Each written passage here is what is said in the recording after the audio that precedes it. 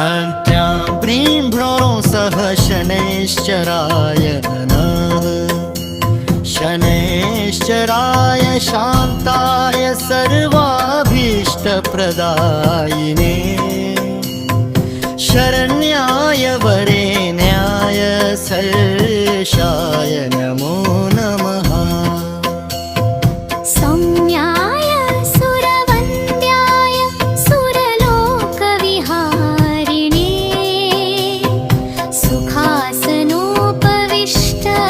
सुन्दराय नमो नमः। घनाय घनरूपाय घनामवनभाविने घनसारविलेपाय खद्योताय नमो नमः। मन्दाय मन्दचेष्टाय महनीय गुणात्मने मर्त्यपावनपादाय महेशाय नमो नमः। छायापुत्राय शर्वाय शरतुणीरधारिणे चरस्थिरस्वभावाय चञ्चलाय नमो नमः। नीलवर्णाय नित्याय वीलाजलनिभाय च नैलाम्बरविभूषाय निश्चलाय नमो नमः। वेद्याय विधिरूपाय वीरोधाधरभूमये भेदास्पदस्वभावाय वज्रदेहाय ते नमः। वैराग्यदाय वीराय वीतरोगभयाय च विपत्परम्परेशाय विश्ववन्द्याय ते नमः। विघ्नवाहाय गूढाय कुरुमाङ्गाय कुरूपिणे कुत्सिताय गुणाधाय दोचराय नमो नमः। अविद्यामूलनाशाय विद्यास्वरूपिणे आयुष्यकारणायापदुद्धर्त्रे च नमो नमः।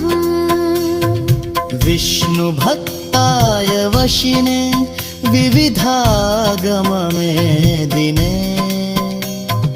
विधिस्तुत्याय वन्द्याय विरूपाक्षाय ते नमः। वरिष्ठाय गरिष्ठाय वज्राङ्कुशधराय च वरदाभयहस्ताय वामनाय नमो नमः। ज्येष्ठापत्नी समेताय श्रेष्ठाय मितभाषिणे कष्टौघनाशकराय पुष्टिदाय नमो नमः। स्तुत्याय सूत्रगम्याय भक्तिवश्याय भानने भानुपुत्राय भव्याय पावनाय नमो नमः। धनुर्मण्डलसंस्थाय धनदाय धनुष्मते तनुप्रकाशदेहाय तामसाय नमो नमः। अशेषजनवन्दाय विशेषफलदायिने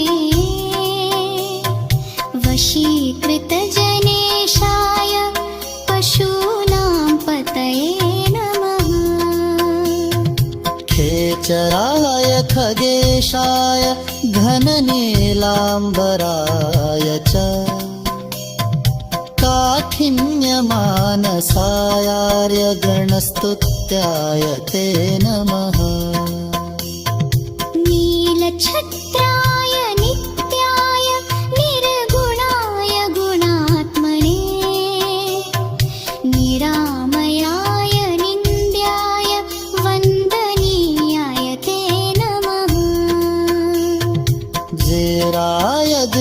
सर्वदेहाय दीनातिहरणाय च दन्यनाशकरायार्य जनगणयाय ते नमः क्रूराय भ्रूणचेष्टाय कामक्रोधकराय च कळत्रपुत्रशत्रुत्वकारणाय नमो नमः परिपोषितभक्ताय परभीतिहराय